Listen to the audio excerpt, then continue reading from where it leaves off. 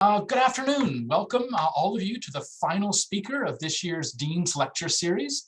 We're honored to have Dr. Roderick Crooks here joining us today.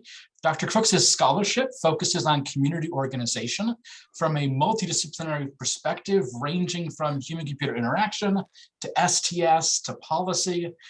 Recently, he's been working with community organizers engaged in activism to halt and change the use of data-intensive computation in law enforcement, criminal justice, financial services, and all those other vital services of public life. So, earning his PhD and master's from UCLA's iSchool, Dr. Crooks holds an MFA as well from the University of Iowa. Roderick is currently an assistant professor in informatics at UC Irvine, appropriately, zot, zot, zot. Chat is open. However, we do ask that during the talk that you submit your questions using the Q&A function that Sarah and I will be able to monitor. We'll compile those questions, cluster them up, and have a vibrant discussion at the end of the presentation today. Roderick, the audience is all yours. Okay, much appreciated, Wayne. I haven't seen you since I was a doctoral student, so it wasn't actually that long ago. Let me share my screen and these slides.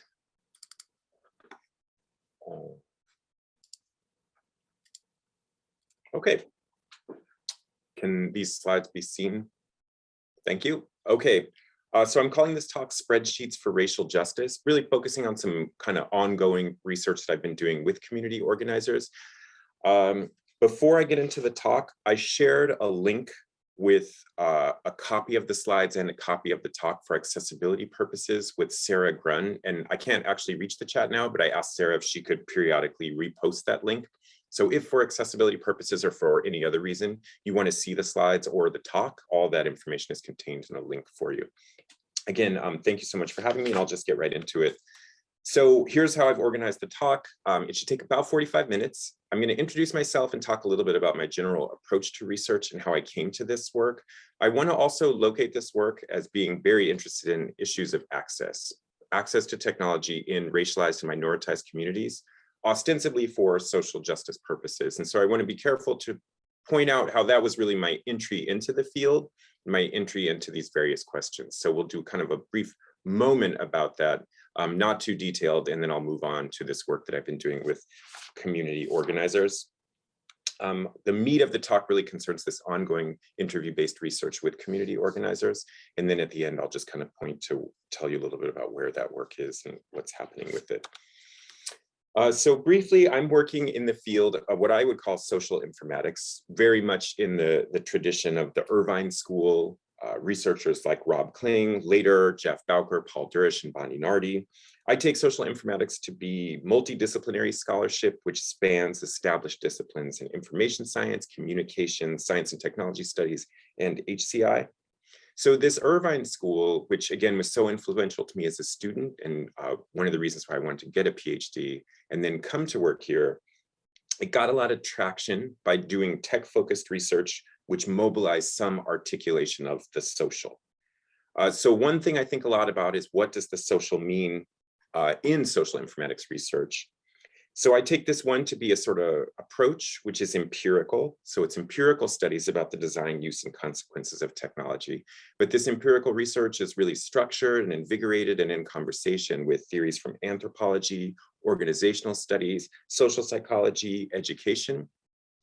So in general, my take on it is to expand this approach, so to make interpretivist, tech-focused scholarship that's multidisciplinary, theoretically rich, and politically engaged.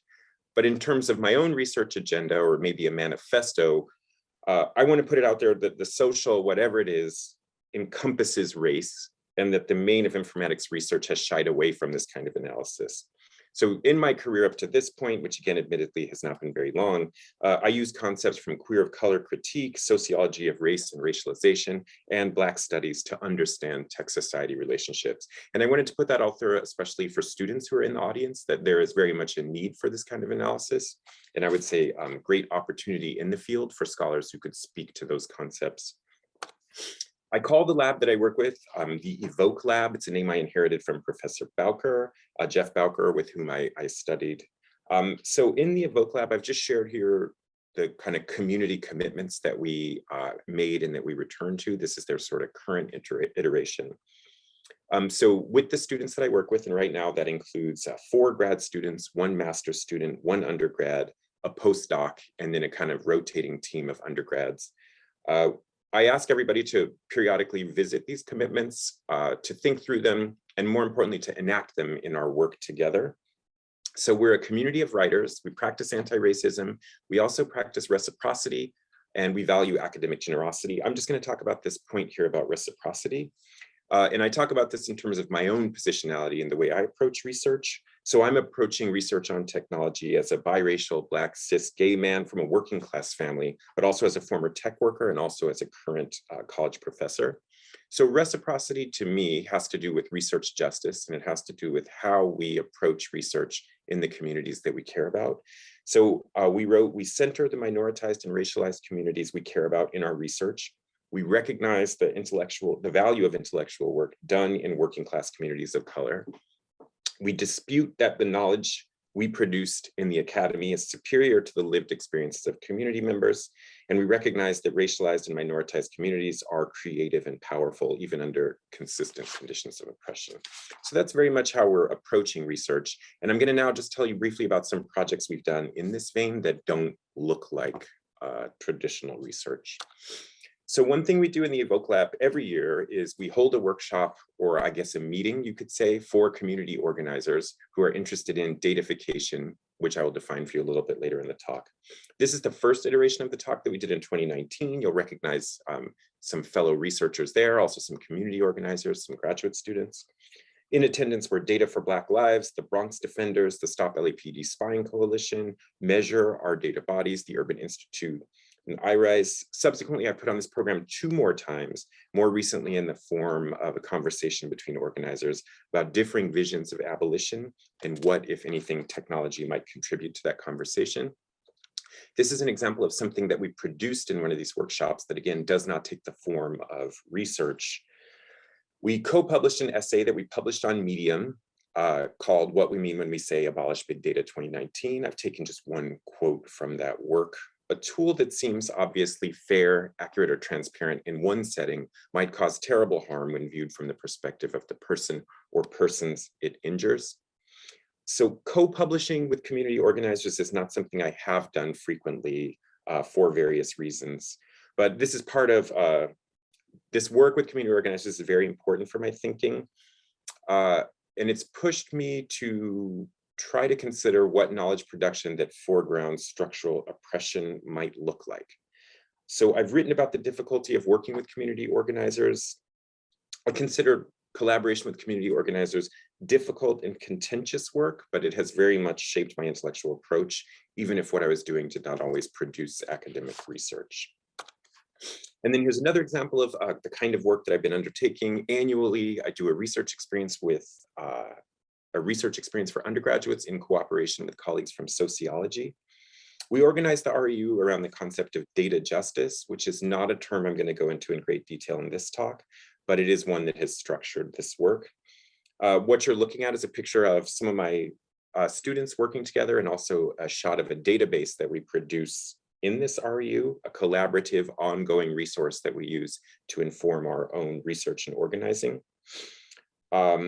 So this project also produced one paper that I wrote in collaboration with students. It's a trick that I borrowed from Professor Caswell, who I believe is in the audience, to author with my students collaboratively a paper as a result, and then to all of us be co-authors on an academic paper, which we then published together. So the work here focuses on building a database of local community-based organizations that work with data in pursuit of racial justice in some form. And this work really has given me a great sense of the variety of groups and individuals working in this space, and a better understanding of the challenges groups and individuals face working for various forms of racial justice, including the concerns of prison abolitionists, anti-surveillance activists, and justice-involved individuals. So before I go into the kind of portions of the work that are pulled from research, I wanted to put a couple terms in circulation that I use in my work. These are terms that people in the audience might or might not be familiar with, but I wanted to be clear on how I'm using these terms and how I use them in my work. So the first term I wanted to kind of put in conversation today was the idea of a racial project. Racial project is an explanatory framework. So for example, a government report, but it is also simultaneously a distribution of resources along particular racial lines. Racial project is a concept from racial formation theory made by Omi and Wynant, kind of dominant theory of race and racialization in sociology. Not the only one though, right? There are many competing theories of race, incommensurable theories of race in sociology and queer of color critique. So this is one that I use quite frequently, but not the only one. Omi and Wynant write, a racial project is simultaneously an interpretation, representation, or explanation of racial dynamics, and an effort to organize and redistribute resources along particular racial lines. Racial projects connect what race means in a particular discursive practice and the ways in which both social structures and everyday experiences are racially organized based upon that meaning. So in my work, racial projects, as well as the implicated racial categories they animate and enforce, are sites of struggle, where the interests of competing groups, systems of language, and modes of representation collide. The state is a privileged site of racial projects, a place where law, science, citizenship, media, and protest meet in complex conflicts with lasting consequences for the allocation of vital resources. Contemporary understandings of racial difference, although frequently expressed in quantitative terms, draw on pre-scientific notions of blood and heredity. Later, through measurements of criminality, disease, and intelligence, metrological articulations of racial inferiority came to undergird the American publics in the 19th century. So this racial project is a term of analysis that I'm going to use throughout the talk. I'm also going to use the idea of datafication throughout the talk. So here I've defined datafication as a mode of technological change and the mediation of sociality by data and the beliefs that make such change seem inevitable. I've cited Van Dyke here in Surveillance and Society. So datafication talks about the increasing mediation of many forms of sociality by data-intensive network technologies and platforms. It also names the imperative for organizations, including organizations that serve the public, to become data-driven. And it also points to me, most importantly, to this concomitant set of beliefs about what data are, what they can do, and how they stand in relation to things in the world. So in terms of this kind of set of beliefs, datafication presents data as a generic medium that can capture the qualities of anything in the world by measuring them and recording these measurements. From this perspective, data are a kind of medium that turn a domain of sociality into something a computer can understand, a neutral means of representing things that are already out in the world.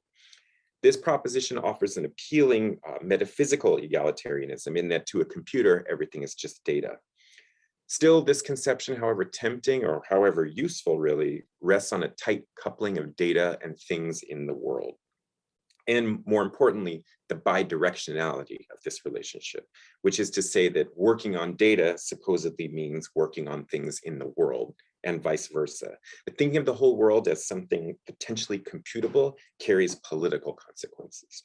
So through the analytic of datafication, both public service and political activism are increasingly mediated by the creation, circulation, analysis, and visualization of data, as well as expectations about who should perform that labor. I also throughout this talk will use the term minoritized, which I have cited Munoz here as the author of. Minoritized talks about citizen subjects who, due to antagonisms within the social, such as race, class, and sex, are debased within the public sphere. So data-intensive systems are of significance to minoritized communities, those communities structurally impacted by hierarchies based on race, class, gender, sexuality, disability, and many other overlapping co-present identity differentials. I use this term instead of terms like underrepresented, minority, or underserved, because the term minoritized draws attention to the historical specificity of American racial and sexual hierarchy in public life. Minoritized to me draws power relations into focus rather than some sort of alibi that has to do with demographics. This term draws attention to the way that the public sphere is defined, constituted, and managed according to the specific interests of the dominant cultural group. In the context of contemporary American datafication, minoritized subjects in general, and Black people in particular, are simultaneously hypervisible as targets of surveillance regimes in which they are unwillingly enrolled, and also simultaneously profoundly invisible, dehumanized and misgendered by sensing systems that are poised to become central to public life. Since we're going to talk about community organizers, I thought I should also define for people how I use the term community organizing. Community organizing concerns grassroots efforts to build power and voice inside a community that is dealing with a problem. A lot of research about community organizing has been done in public health, in a kind of environmental justice space, and also in education, less so in HCI. Community organizers work in all parts of the American political spectrum, but they share an approach to democratic participation, a professional culture, and many job-specific tools and techniques. Community organizers who are based in minoritized communities also make extensive use of a less obvious political tool, data. So contemporary community organizers in working class communities of color, like other kinds of data professionals, create, aggregate, and visualize data in order to inform organizational activities and to communicate with various audiences. Paradoxically, they also criticize via their work the design, development, and use of data-intensive technologies in a variety of domains, including law enforcement, public education, public health, and pandemic response. So across all my empirical work since 2016, what I'm saying is this. So I'm saying digital divide and access-based policies have created extractive modes of data capture in minoritized communities, and that community organizers have resisted these extractive relations, but are themselves subject to the same expectations about data and data-drivenness. So I'm not going to talk much about the part of my work that concerns digital divide and access-based policies. What I see is the sort of the first step in this process of extractive data capture. But I would point here to the work of my good friend and colleague, Daniel Green, of The Promise of Access, Technology, Inequality, and the Political Economy of Hope, which is an excellent approach to this topic, which has very much informed my own work. Professor Green and I would say are sort of fellow travelers and have been presenting our work together since we were graduate students. So I need not say any more about access today because he has said it so well.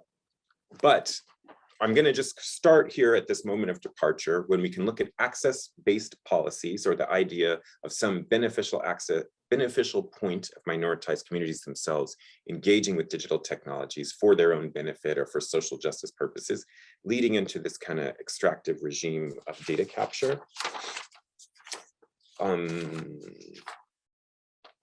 So this is some work that I did published in Big Data in Society called Productive Myopia, Racial Organizations in EdTech. And this concerns data workers, mostly data scientists and other kinds of data professionals working at what is called a charter management organization. I call it CMO-LAX. That's the MO that I gave it. But what you need to know is that this is a team of professional data workers who are employed managing what is so-called urban schools. That's a term of art from education research, which refers to those public schools in here in Los Angeles and exclusively Black and Latino neighborhoods that serve those communities. So these are intensely racially segregated learning environments. They're public schools, and the data team here is charged with making schooling in these communities data-driven. And so in this paper, I talk a lot about the data that's produced there. I look at some code that is produced by the data workers, and I look at their data visualizations. But the key finding of my work here is that data workers in this space frequently expressed ambivalence or uncertainty about the analyses and visualizations they were producing. But the primary products of their work were data visualizations that expressed certainty. So I talk a little bit about how this work comes to be, how this work circulates, and how this work goes. But for our talk today, the important thing is to think about this kind of work as deliberately avoiding racial analysis while participating in a racial project. And as Ruha Benjamin writes, the habitual, deliberate, and systematized avoidance of race in technological systems cannot be reduced to error. Such avoidance is productive in the generic sense of producing things, not in the normative sense of necessarily beneficial. And so in this paper, I take Benjamin's analytical stage directions to foreground what data professionals in this what data workers so frequently avoided, which is the racial dynamics of data work applied to segregated public education. So here I advance this term productive myopia, a way of pursuing racial projects via seemingly independent objective quantifications, to describe practices that justify the distribution of resources and services according to racial hierarchies via an appeal to data, data visualization, and data drivenness. And so in this paper, I describe productive myopia as a kind of, as an organizational strategy, as a form of colorblind racism at the organizational level that benefits the organization itself as opposed to the public or the community by producing an insatiable demand for data. And so to get a sense of what that demand for data looks like, I share here a quote from one of the managers of the data team. And so here, I'm saying that productive myopia accompanied and included the use of deficit-informed analyses and updated them for industry standard tools and platforms. And so this organization that I'm interested in here claims to be better at schooling via data-drivenness, but its exaltation of data does not extend to questions about the conditions that segregate schools and how this organization's activities might support that racial project. And so my point here is not that there exists some other perfectible, more agreeable version of datafied public education. To the contrary, my point is that the contradictions, assumptions, and value judgments on display in this field site are productive. They confer benefits to the organization and help it to expand. Again, Benjamin's stage directions require that we ignore the intentions of participants and instead focus on what a given system produces and for whom it produces. Also, we should look at data work in this space, not as a practice that satisfies particular questions via data, but as a practice which creates a demand for data, an open-ended demand for data. So the result of almost every inquiry or process that I observed during my fieldwork here was a demand for more data. So this is this moment of inflection. I had been working on access for a while and thinking a lot about it. And I was thinking in the back of my mind a little bit about, well, I'm interested when I go in to think about the experiences of community members, and I'm thinking about the kind of different experiences people are having, but I also wanted to think kind of at the level of the community itself. What was the experience of having datafied public education kind of come into your community? So that led me to this next kind of move, which is about agonistic data practices. So my inspiration was actually from community organizers, and I'm showing you a picture of a woman named Marika Pfefferkorn, an organizer in the Minneapolis area who heads an organization called the Twin Cities Innovation Alliance.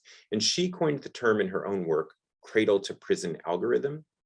And she coined this term to join interest in data that is produced in schools to longstanding interest in the school to prison pipeline. So she and some of her co-organizers came up with this concept in the process of doing some community education about what kinds of data was being produced in schools and where that data went when it left schools. This organization, Dignity in Schools, is a coalition of 20 organizations and 35 individual residents. And so what happened was that in 2019, they successfully lobbied county, city, state, and state agencies to scrap a program that would have shared data collected in schools with other kinds of city and state agencies, and to start over with community organizers to develop services and investments to improve the lives of youth and families. So this kind of coalition led by Marika Pfefferkorn was doing community education on algorithms, but also calling for the use and analysis of data by community members. Their coalition also explicitly rejected pro forma community input. For example, municipal authorities claimed to have community support because they had allowed public comment and sought statements of support from friendly civil society groups. But these grassroots organizers argued that the community had never consented to data sharing between schools and government agencies, including law enforcement. So what's very interesting to me in this approach is that the community organizers here argued again and again that they were not opposed to data, and in many cases used alternative sources of data to demonstrate harms associated with data sharing. They were in some senses attempting to argue against certain uses of data through other uses of data. So with my colleague Morgan Curry, we thought about this and other examples from our own organizing and from our own work with community organizers over the years, and we wrote this theoretical article called Agonistic Data Practices, which we published in the Information Society. And the kind of quote I've pulled from here says that rather than using data as evidence to support consensus, organizers use it to mobilize their community. So in this article, we historicize what we're going to call agonistic data practices and locate them in a coherent political philosophy. We show that agonistic data practices differ from more conventional approaches to statistical reasoning in that they use contention to mobilize communities around an issue and frequently use the affective and narrative registers of data to do so. So in this article, we go through some thinking a little bit about how we have arrived at these at datafication in the sense in which we know it, but we think about two ways that data has achieved its political significance. So one would be the growth of technological capital or technoscience in the United States and worldwide. And then the second genealogy would be the role of statistics and governance in the modern state overall. So the sociology of quantification and more recent work on datafication show that numbers and data are inseparable from the political structures that shape relations between individual, community, and state. Data, as it is currently understood in political discourse, owes both to the increasing role of science in public life, as well as to the growing role of quantitative expertise in the making of public decisions, starting in the early 19th century. Scholars in STS have traced the history of scientific knowledge production and scientific capital in shaping contemporary American society.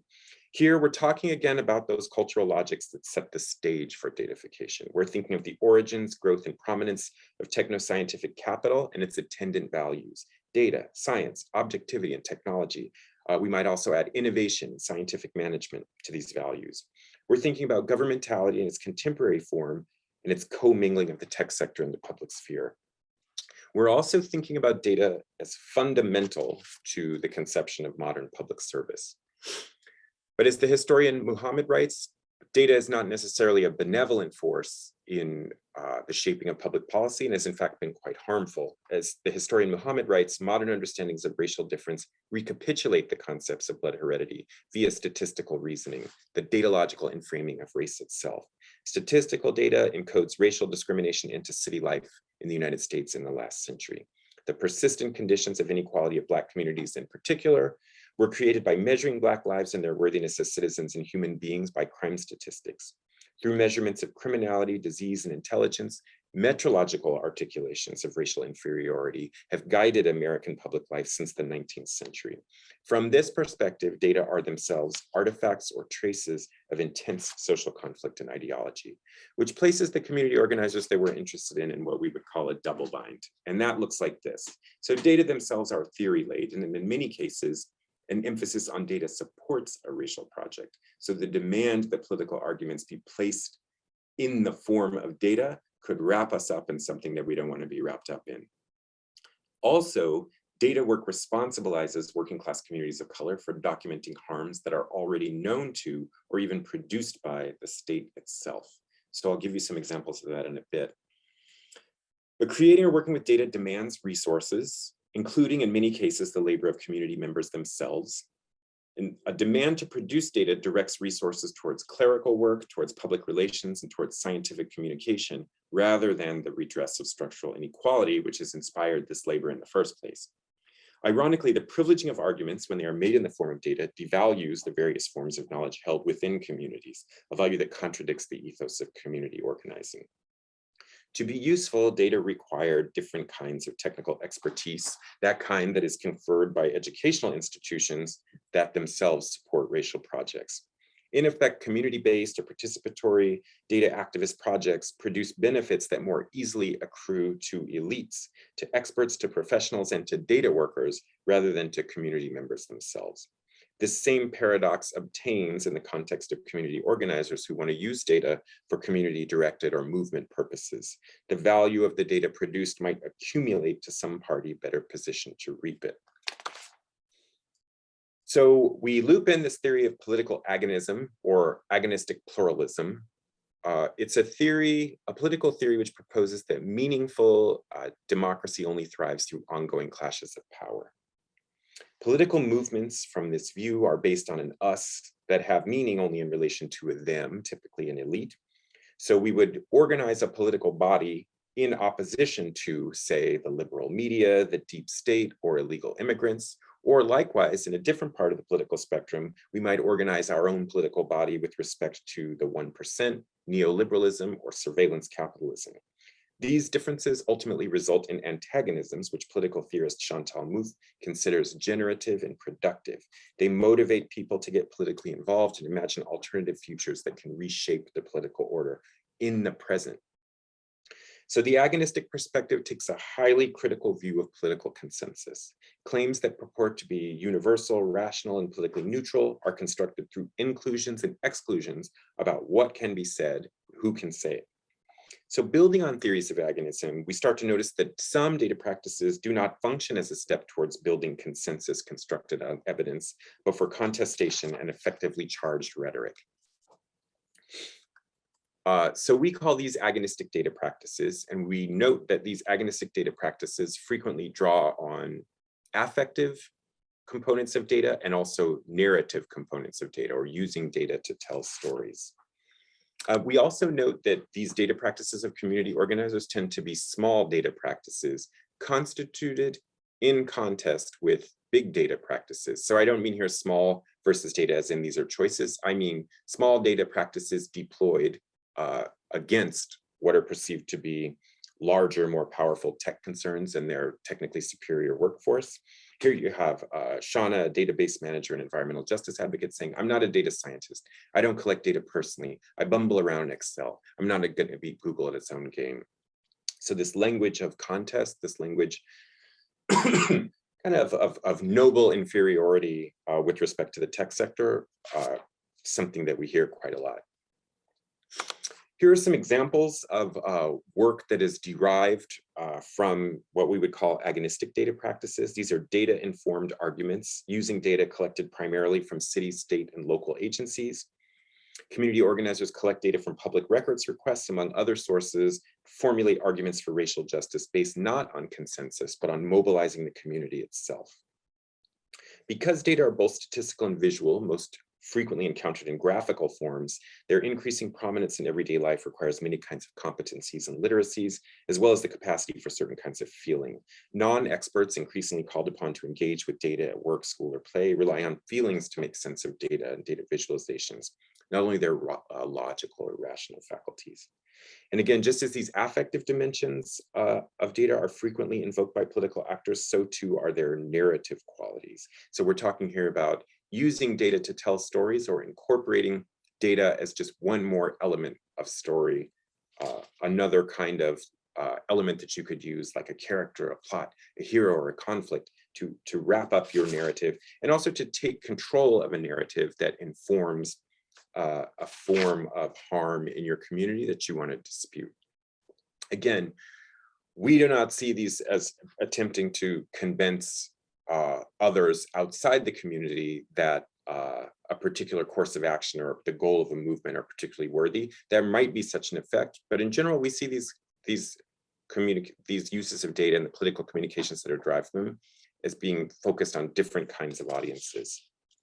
But there are some cautions here, again, even within this kind of space of overtly agonistic data practices. And one has to do with experiential knowledge. And so here, Stacy, who works compiling statistics on immigration issues, including arrests and deportations, she uses data to demonstrate economic harms to working class Angelenos caused by the immigration system, but she does so with great ambivalence. And what she says is, I don't want to take away from what community members already know. And by this, she means this emphasis on data and data-drivenness could detract from what community members already know about the conditions of their lives by forcing them to communicate in this register of data, which might not be, one, would not be their preferred way of speaking, but two, might really like subvert or blunt their own experiential knowledge. So again, privileging data over experiential knowledge is a real issue that comes up quite a lot in this work. And then two, here's another organizer, Rashawn, an organizer who works in criminal justice issues, who says, if what you are doing does not materially change the condition of the community, what is the point? He goes on to describe data work done for movement goals as a form of intellectual masturbation, unless it is tied to a specific material outcome for the community. So that kind of rebuke, which leads to a real deep ambivalence in this work, is something that we see quite a lot and something that we definitely wanted to keep alive. Okay, so having moved up to this point now, we want to think a little bit more about what this work looks like and what these data practices of community organizers might be. And so to do this work, it's currently in progress. I'm in the first year of a 5-year research project organized around these questions. First, what are the data practices of organizers working in minoritized communities? I'm specifically interested in working class communities of color, but there are many kinds of minoritized communities, minoritized along different sort of vectors, all of which are of interest to this project. And how do community organizers, here we operationalize this as professional, self-identified professional community organizers, understand the role of datafication in minoritized communities and the public institution that serve them. So we find that community organizers have developed a variety of data practices to support their work, including creating or reusing data for various community-defined ends, criticizing or even halting specific investments in data-intensive technologies by municipal or state governments, or providing guidance on how organizations can mitigate the risk of harm to minoritized communities posed by particular uses of data. So this previous research that I'm telling you about on datafication and political activism indicates that community organizers themselves will express a variety of approaches to working with data, as well as a variety of understandings about how data can be used as a tool for grassroots change. I'm going to just pull out for this part of the talk one sort of thread of what we are seeing in this work. And we're seeing a lot of work about using data for processes or arguments related to legitimization. And by that, we mean organizers match data work and importantly, its outputs to various constituencies, primarily for purposes of legitimizing their work in these competing demands of self, community, other organizations in the state. And I'll tell you a bit what that looks like. So first, we look at data as a tool to legitimize work to the self. So most professional community organizers are not working, for example, in an office where they show up to work every day, and they are not given, for example, a set of directives about exactly how they will go about their work. They have a goal, they have tactics, they have strategies, they have tools, but there is not, for example, a to-do list and maybe a direct report. Also, community organizing is very slow, very laborious work, the benefits of which are not always immediately obvious. So one use we see of data quite a bit is for community organizers to legitimize the work that they're doing, their day-to-day existence, to themselves with respect to larger movement goals. So here, community organizers shared data practices for which they themselves were the audience. In these cases, the data practices help legitimize the work that they were carrying out, which again does not produce quick results. So here we show the words of Paula, a housing justice and digital access advocate, who found encouragement in viewing data that quantified her supporters. And she says, the data is like, okay, 150 people in my Slack cheerleading this work. There's 100 people donating or cheerleading this work. There's 7,000 Twitter followers cheerleading this work. All of that is anti-burnout fuel. So here, data functions on an affective register. It helped this organizer feel that her movement work was being noticed and appreciated, and such feelings served to keep burnout at bay. Again, she used these forms of data to legitimize her work to herself during moments of stress. Another way we thought about data, or saw, in our interviews, data being used for processes of legitimization was for community organizers to legitimize their work to the community. So this could look like community organizers documenting their role in the community or in a larger social movement. So producing a great literature, producing personal archives, which situated their work with respect to relations in the community or the larger movement. So again, a frequent end to which data practices are oriented was consciousness raising. Through the practice of documenting their experiences and sharing them with one another, organizers hoped that others would be moved to organize for better living conditions. And so these kinds of data practices sought to legitimize the need for organizing among community members and to build a narrative that they deserved a better life. It also located organizing work within a narrative about a larger movement for social justice. Another frequent practice along these lines was not the creation of data, but a refusal to capture data. Several organizers described data practices that centered on refusal of data collection about community members. Organizers shared that they needed to build trust and make themselves and their organizations legitimate and accepted in the community. For example, one organizer who was engaged with the mutual aid project shared that although they might have been able to gather more resources by collecting data on the people who were using their services, they feared that this kind of data collection would deter undocumented people from participating. So this organization's refusal to collect data meant that the undocumented community members would be protected and able to continue using the resource, and also would build a sense of trust and solidarity from those organizers to the community or parts of the community that they're trying to serve. Okay, another kind of legitimization work that we saw through data had to do with intra-organizational aspects. And so here we hear from Paula again. She's telling us that another important audience for data work is larger organizations, from which smaller organizations and individual organizers frequently derive funding. So funders are a particularly important audience for data practices. Many of the community organizers we talked to highlighted the connection between data work and funding. Funders often require data from community organizers as a means of proving their legitimacy and accountability in order to apply for or remain in good standing for funding. One organizer shared that before putting together a proposal for a new project with their community organization, data is collected about the local conditions to help form the budget and justify the need. Institutional funders frequently require such data collection for proposals and follow-up reports, but community organizers also report orienting their data practices to crowdsourced or individual funders as well. One organizer noted that they post how many meals have been delivered with photos for Patreon supporters and Instagram followers, so that individual donors also feel that their donations are being used legitimately.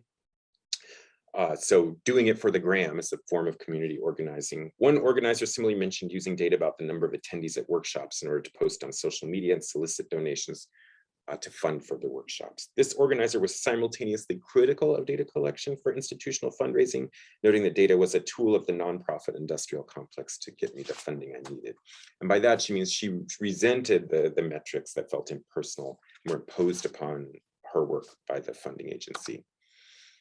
Okay, we might also think about community organizers and processes of legitimizing their work to the state. And so that would look like collecting data to make community issues legible to the state, usually by creating data or repurposing it.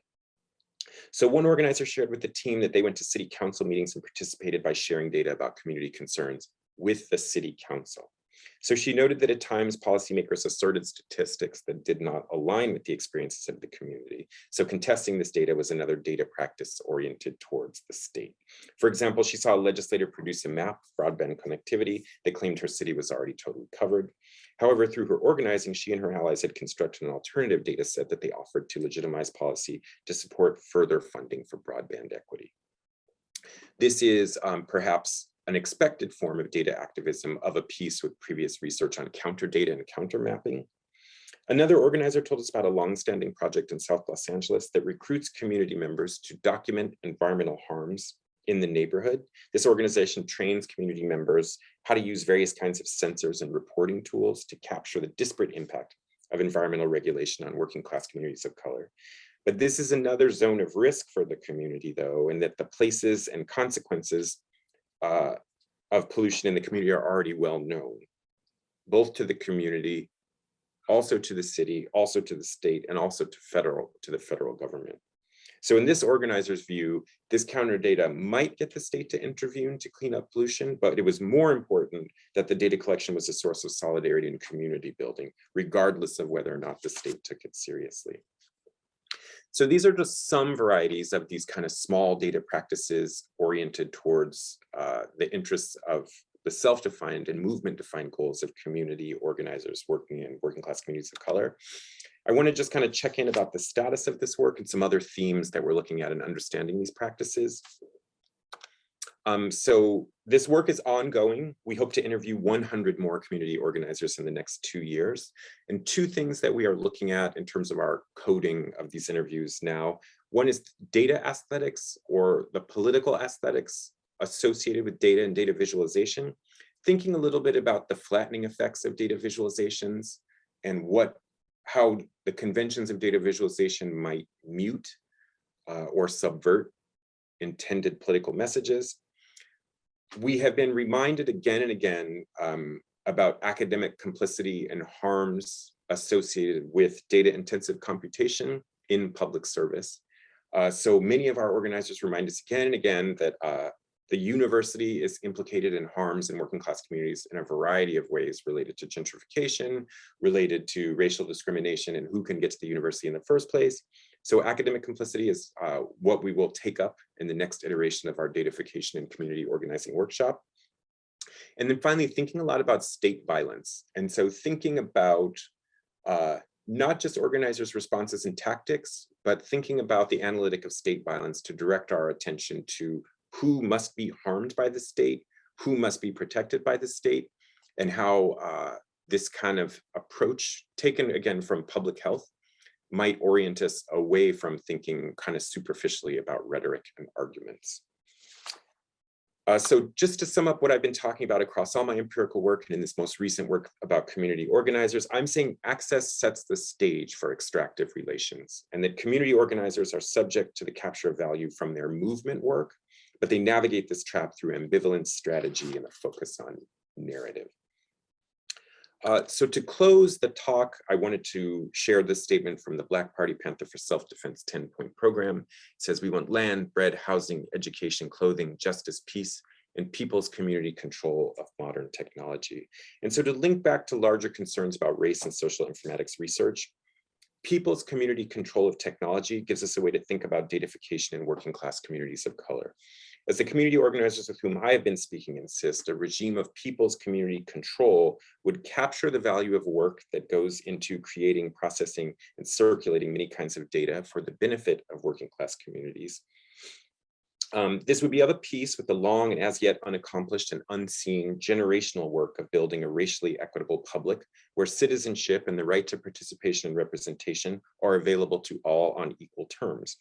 We might think of this project in terms of abolition, the simultaneous unmaking of the systems of oppression by which humanity and anti-humanity are forged, and a remaking of some other space and time in which to live, not a utopic other place, but a different way of making place altogether. There may be technological aspects to this other place, space, and time if we choose other modes of calculation beyond capture and extraction. It is to this end that researchers, policymakers, community members, and practitioners genuinely interested in dismantling inequality should direct their efforts. No technology, no matter how charming or clever, can accomplish this difficult work, but if we are willing to sit with ambiguity and ambivalence a bit, we might be able to think of modest, situated ways that computation might aid this work. So thank you very much to the community organizers who offered support and solidarity. I want to thank my colleagues at Maryland, including Daniel Green, Amanda Lazar. I wanted to thank Dean Keith Marzullo and Joan Cole for the invitation and logistics for the event.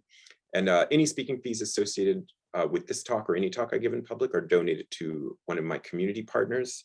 Today I'll be donating to Changing Frequencies, which is a Black queer feminist-led abolitionist organizing project that creates cultural memory work to disrupt violence from the medical industrial complex. We amplify and honor communal strategies towards healing and transformative futures. And there's a link there if you wanted to learn more about that organization. Again, I'd be happy to take your questions, and I'll leave my references up here while I take your questions. Roderick, thank you very much. A couple of questions are already in queue while others are coming in. Let me start off with one from Amanda Lazar. So thank you for this excellent talk regarding the insatiable demand for data. This is a fascinating framing, and I see it in dimension research as well. In terms of those of us conducting research, giving input to those with power to set direction. Is the answer to recommend refusing the call for data entirely, or is it to measure something entirely different? Whether people are getting services, for example, and where do qualitative data, our stories, fit into these open problems in similar or different ways? Okay, that's a big question. Thank you so much. A very academic question, right? Yeah, thank you so much for the question. I struggle to ask good questions in academic talks, so I just wanted to say, especially for students who feel like they have to have a question as good as Amanda's in order to participate, I sometimes will just go and ask the person, I'll say, could you say more about whatever? And like, that's the whole question, because then it would like let the speaker sort of take it from there. So Professor Lazar, I will never be able to remember all the parts of that question, but it's a great question. Okay, one thing I think for sure is to consider academic complicity in state harm and in harms to minoritized communities. So a lot has been said about harm reduction and the sort of risks of harm reduction, but I think it's a good place to start. Two, I argue for situated ethical reasoning, meaning you have to be aware of the situation from which you are coming in your own position in order to modulate your behavior for for the community that you maybe want to benefit, two, for the goals that you have, how do you need to benefit? And then three, for the kind of risks and harms that are there. And sort of top down, categorical approaches to ethics, like for example, internal review board and IRB, they do not present, they cannot accommodate for the complexities that we are in.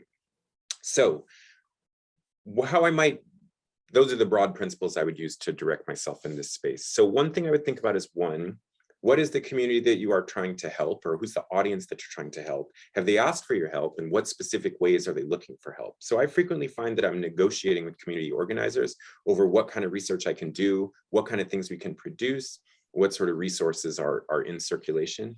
And for the most part, I have found the requests to be quite modest. And there are some requests I cannot accommodate, but there are many that I can. And so I should have also mentioned this as well. One thing that I frequently do with my community partners or community organizers, I invite them to the university to give talks like this one.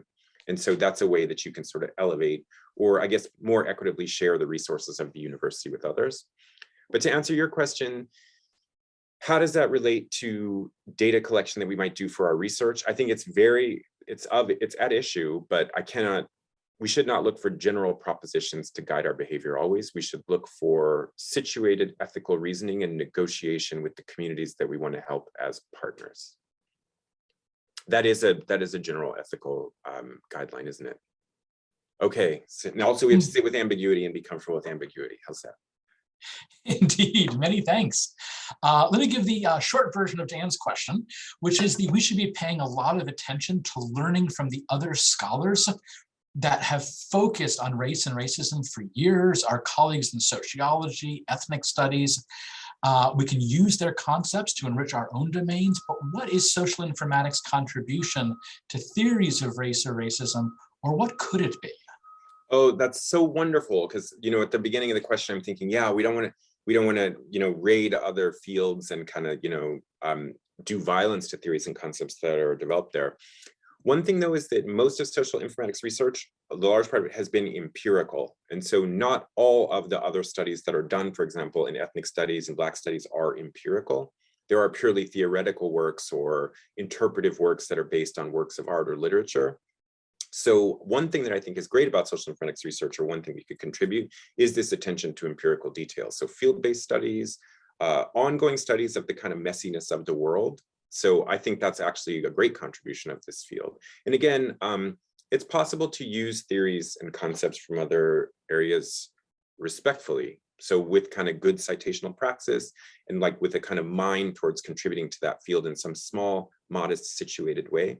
But I don't accept that, I accept that there is risk where we would just say, well, let's grab the latest theory and let's write a paper, in a class that I teach on social informatics. For each kind of broad theory that we introduced, post-humanism or performativity or racial formation, I always include the Chi paper that has taken that theory and said whatever in HCI. So there's post-coloniality in HCI, critical race theory in HCI. So I think those papers make important contributions, but I would say we probably can't just let it rest with that one paper that picks up that theme and then immediately puts it down. Very fine. A question from Katie Shilton, doing a turn toward education. Katie is a new program director for some of our social data science majors that are happening within the iSchool and joint with our College of Social Sciences.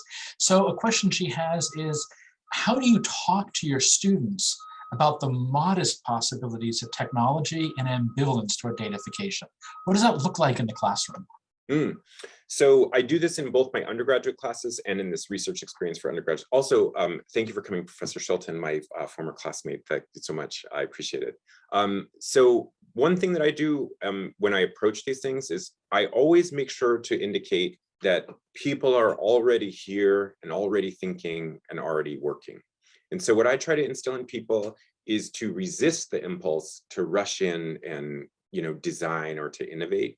I always say, organize yourself first, right? And then go out and see what people are already doing. And in almost every case, whatever issue our particularly eager and very technologically sophisticated and very kind of like motivated for good undergraduate students, in almost every case, I can't think of a case where they were interested in a particular issue and with a little bit of digging, didn't find people already involved with this issue, already working on it in some way, frequently with resources, quite limited compared to just, your sort of run-of-the-mill university's resources. So for me, this approach to being situated and this approach to being modest means understand that somebody is already there working. So I would describe this as kind of stay in your lane ethos, which is offer help and tools when help and tools are asked for, but if other kinds of things are asked for, give those things. But to assume that there is a space of problems devoid of humans is a great mistake. We have two questions that both deal with how you interact practically with the communities that you study. I'll use Anna Robinson Sweet's framing for this, of how do you walk the line of doing research on and with community organizers about their data practices, potentially revealing their tactics to those in opposition to their work. Yeah, thanks for that question. It's something that we struggle with. I have written before about the difficulty of working with community organizers, many of whom have legitimate complaints about the university and the relationship of the university to their communities.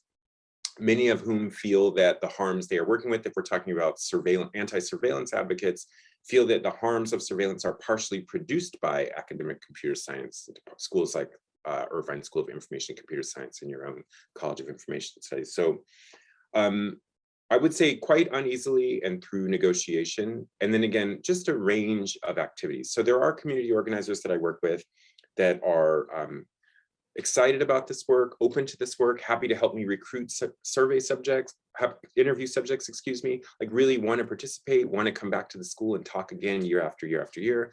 So I have ongoing close partnerships with some community organizers. There's also community organizers who are whose support for this project or interested in it is completely situational. And so they might say, well, not right now. I'm not into this at this moment, but ask me again later. And then there are some who just refuse, who are like, under no circumstances would I ever support this project or anything like it. So my approach again is cautious. I'm not looking to share any particular data that was used by any particular person for any particular purpose. We're looking at this sort of mode of production, and we're looking across different sorts of issues. But again, we have pretty robust protections for anonymity. I do not name in my published research any organization or organizer. And that's also a problem, right? Because sometimes community organizations or community organizers want credit for the work that they've done. And so this kind of blanket refusal to name them in publications, that's something I don't negotiate about. So that's something that I make very clear at the beginning. It has been the case in almost every time that organizers really wanted that confidentiality. Again, not anonymity, but confidentiality. But it has been the case that some people were like, well, don't mention my work and don't cite my work unless I can be the sole author of that work. So those are difficult relationships, but again, defer to people who are already doing the work. And so in many cases, people who are doing this work have relationships with all kinds of academics. And so they would sort of take or leave an academic collaboration depending on whether or not it did something that they wanted it to do at that moment. And then I should also point out, I pay all of our organizer interviewees. I pay them as if they were experts. They are experts on their own experiential knowledge of living in those communities and also the work they do. So I would never use anyone's time or expertise without compensating them in some way for their time and expertise. Excellent. Speaking of which, we are at time, 1 o'clock, if people need to drop off, but we have an excellent final question I'd like to close us with. So this is from Ruha Benjamin, and it's following on the comment you just made that, so often these communities are cast as distrustful of science and academia, rather than questioning the relative trustworthiness of our own institutions. Can you say a bit more about the relationship building that goes into a project like that, a continuation of some of the comments you were just making? Very much so. So I've been thinking about this in terms of academic complicity. And again, that is a term that organizers themselves have used to address what they see as the relationship between institutions of higher learning and working class communities of color. So there's, again, I see a real duality there. I have never not gotten a lot of respect and attention and really affirmation from my home communities for pursuing education. Working class communities of color are often very reverential about education and take it very seriously and really incorporate that as something that's valued in the family and valued in the community. So in that respect, that's not really what I'm talking about. But what I am talking about is the politics of knowledge production and who may benefit from knowledge production. what kinds of knowledge carry what kinds of material rewards. So as an academic, I can write, produce, get funding, give talks like this one. And so those options are not available to most community members or many community members. And they're certainly not available on an equal or fair basis, right? We know already that academic institutions themselves are structured by the same kinds of overlapping oppressions that structure every other part of society. So I would say this mistrust is earned, it's real, and it has to be negotiated in every project, and that it cannot be negotiated once and for all, forever, for everyone. So there are many sort of academic data projects that are really centered in a community ethos and are working very much on focusing on, for example, state violence. And so I've never met community organizers who are opposed to those projects, but I think like everything else, they're looking for a kind of research justice, which is don't come in, don't steal my story, and then don't publish my story for your own benefit and then disappear forever. So again, there are other harms that are not that serious that you could do, but I think for sure, that's something that I'm very mindful of. And again, if somebody wants to rebuke me for a bad relationship they had with another researcher at another time, I absolutely cannot, I can't be mad at that, right? I think that's a legitimate concern. What does make me different than any other researcher that has sort of come to your community and done research and then disappeared? Maybe nothing. Excellent. With that, let us say thank you. There are plenty of comments in the chat. We'll make sure you have a copy of that. And for folks that are looking, yes, this talk is recorded and is available in the Dean's Lecture Series. So you can follow up on key points afterwards and pass this along to some of your colleagues who may have missed the opportunity today. So Roderick, thank you again so much for sharing this important work with us. We look forward to the next couple of years as you bring this arc to completion. Thanks again. Nice to see you again. Thank you so much. Thank you for having me. I really appreciate it. Wonderful. Thank you, folks.